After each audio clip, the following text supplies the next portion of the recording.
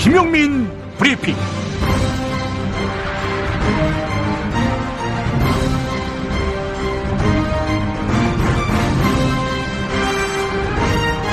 (2018년 4월 6일) 금요일입니다.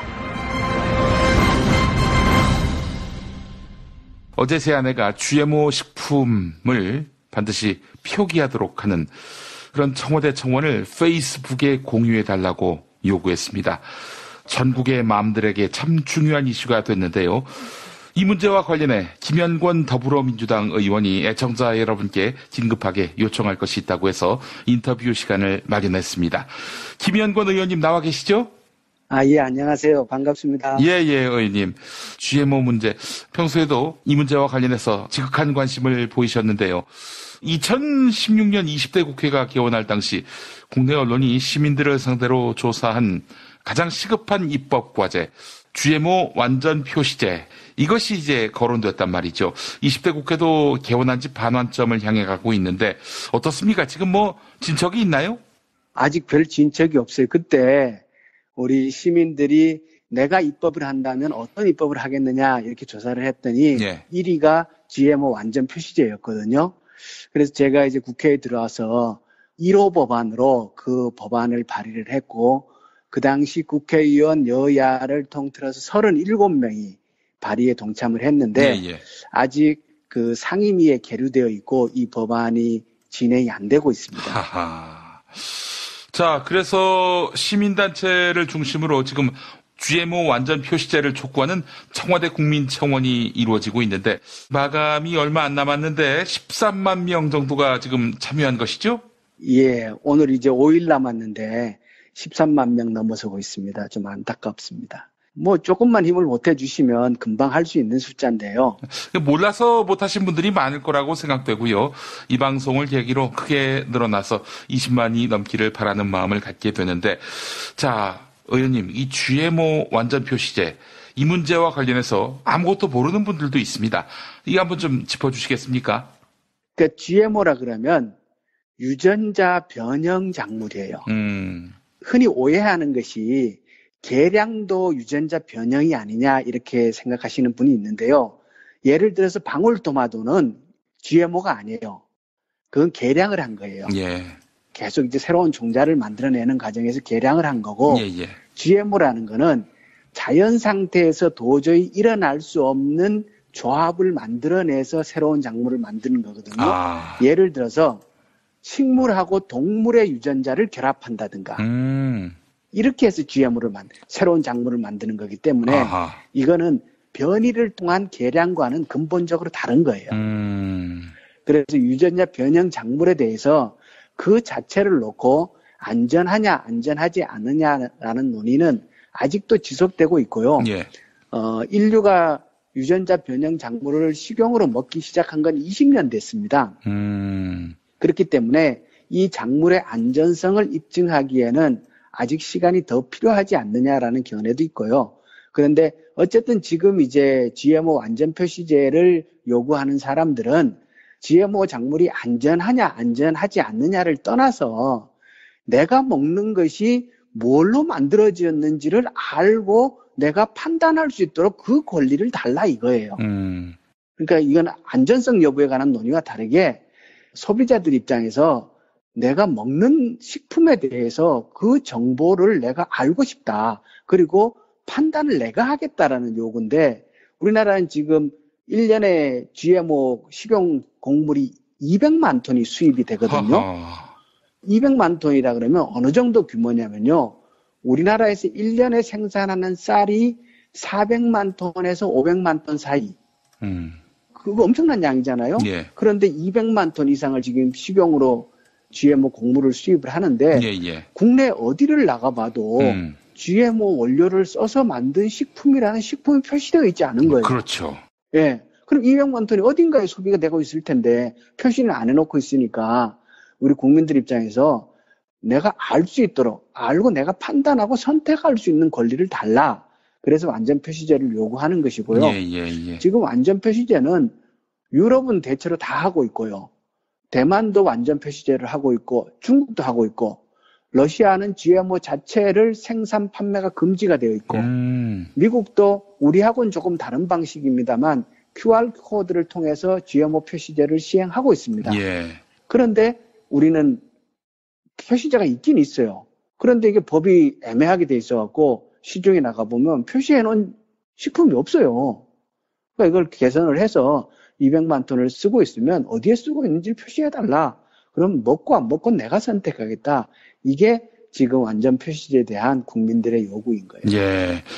그러니까 GMO 식품과 관련한 규제가 거의 없다 보니까 한국의 이런 뻥 뚫린 규제, 이 빈틈을 노리고 GMO 식품들이 다른 나라 못 가니까 한국에 그냥 부지기수로 수입이 되고 있다라고 보면 되겠군요. 그러니까 그게 이제 우리가 MB 이명박 대통령 때 적폐 얘기 많이 하잖아요. 하는데 식용 GMO가 우리나라에 수입되기 시작한 것도 이명박 대통령 때부터예요. 그때 광우병 때문에 사람들이 한참 이제 촛불을 들고 있을 때 그때 뒤로 슬쩍 GMO 작물을 수입하기 시작을 했거든요. 그 당시에 수입을 할 것인가 말 것이냐 하는 것을 어디에서도 논의하고 결정한 근거가 없어요. 그런데 은근슬쩍 그 당시에는 우리 국민들이 GMO 작물에 대한 관심이 많지 않았고 잘 몰랐던 거죠.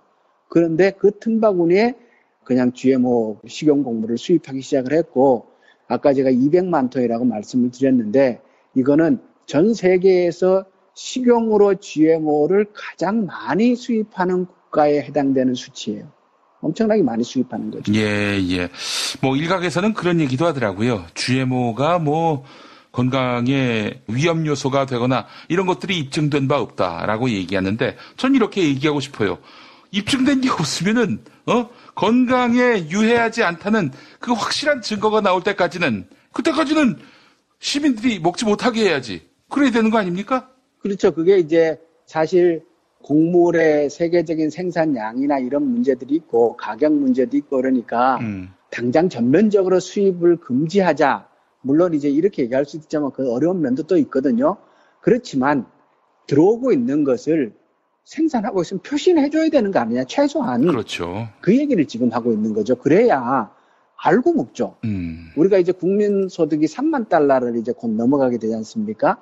그럼 이 시점이 되면 국민들의 가장 큰 관심사는 사실상 삶의 질이에요. 예. 내가 어떻게 좀 더 행복한 삶을 누릴 것인가 하는 게 국민들의 가장 큰 관심사인데 행복이라는 것은 먹는 것부터 출발하잖아요. 좋은 거 먹고 싶단 말이에요. 예. 옛날처럼 우리가 많이 먹는 것도 아니고 식구가 많은 것도 아니고 그러니까 뭘 먹더라도 내가 좀 알고 먹고 좋은 거 먹고 이런 요구가 있는데 그것을 계속 이렇게 해결을 안 해주고 있는 거죠. 예.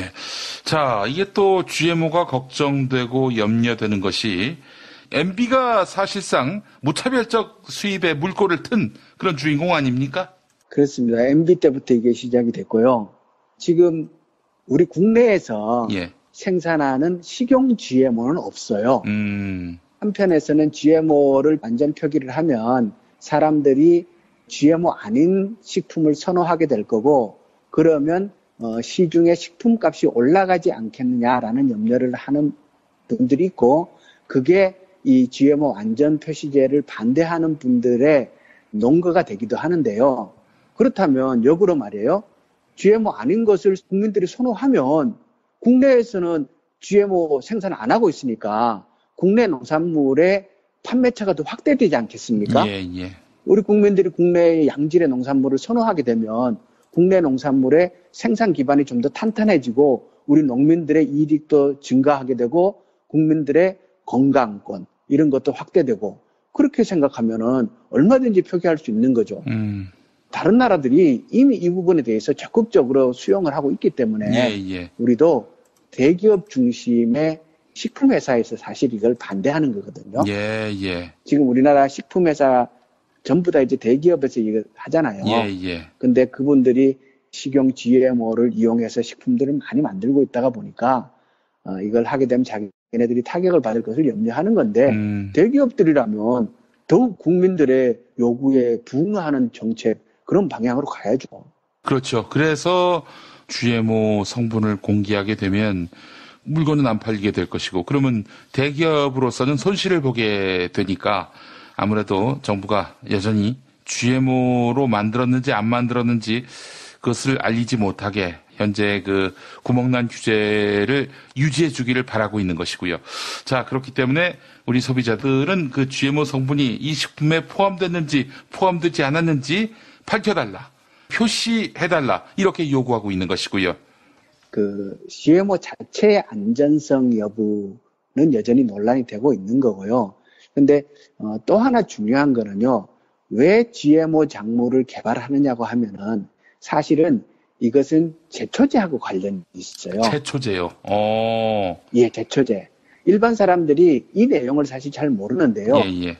변형 식물을 개발하는 이유는 어떤 특정한 능력을 가진 작물을 만들어내는 거거든요. 근데 대형 농업회사, 외국의 이제 그 미국과 남미 쪽에 이쪽에 다 대형 농업회사에서 GMO 곡물을 많이 생산하는데 이 사람들이 농업 생산을 할 때 가장 큰 애로점이 제초하는 거예요. 풀을 제거하는 거. 이게 인건비가 가장 많이 들고 힘든 과정이거든요. 그래서 제초제를 뿌려도 죽지 않는 작물을 개발한 거예요. 대표적으로 GMO 작물 그러면 콩, 옥수수 이런 건데요. 이게 이제 제초제를 맞고도 죽지 않는 작물로 GMO 콩, GMO 옥수수를 개발을 해가지고 그럼 이제 하늘에서 항공으로 제초제를 그냥 막 뿌리는 거예요. 그러면 다른 풀은 죽고 잡초는 죽고 GMO 콩은 살아나고 이게 GMO 콩의 원리거든요. 예. 그러면 GMO 콩이라는 게 성장 과정에서 제초제를 계속 맞고 성장한 거예요. 우리가 농약이라 그러면 크게 세 가지잖아요. 살충제, 살균제, 제초제. 그런데 이 GMO 작물들은 성장 과정에서 제초제를 맞고도 안 죽는 작물로 이것을 개발해서 그렇게 해서 콩을 생산하고 그렇게 해서 옥수수를 생산해가지고 그게 이제 GMO 작물이란 말이에요. 그렇기 때문에 GMO 작물하고 항상 동전의 이면처럼 따라오는 문제가 이 제초제 성분, 글리포세이트라는 성분이거든요. 예. 근데 이 글리포세이트는 재작년에 WTO 세계보건기구에서 2A 등급의 발암물질로 판정을 받은 거예요. 그래서 유전자 변형 작물하고 제초제라는 거하고는 동전의 양면처럼 분리될 수 없는 것이기 때문에 이 부분에 대한 인식도 함께 따라줘야 됩니다. 예, 알겠습니다. 자, 김현권 의원님, GMO 성분 표시 이를 관철해내기 위해서 시민들이 어떤 역할을 해야 하는지 소상히 말씀해 주시겠습니까? 일단 우리 소비자분들이 이 부분에 대해서 관심을 가져주시고요. 이제는 소비자들의 권리가 생산자들의 힘보다 훨씬 더 커진 세상이잖아요. 예. 시장의 주인은 소비자거든요. 그리고 소비자들의 요구에 맞게 제품이 생산되는 게 맞고요.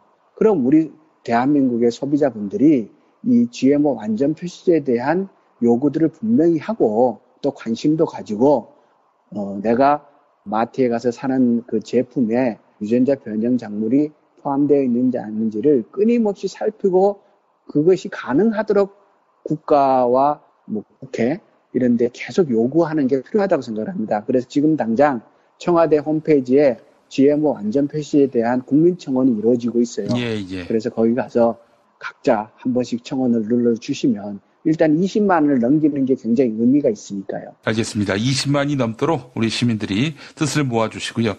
생각보다 매우 심각한 문제네요. 우리 시민들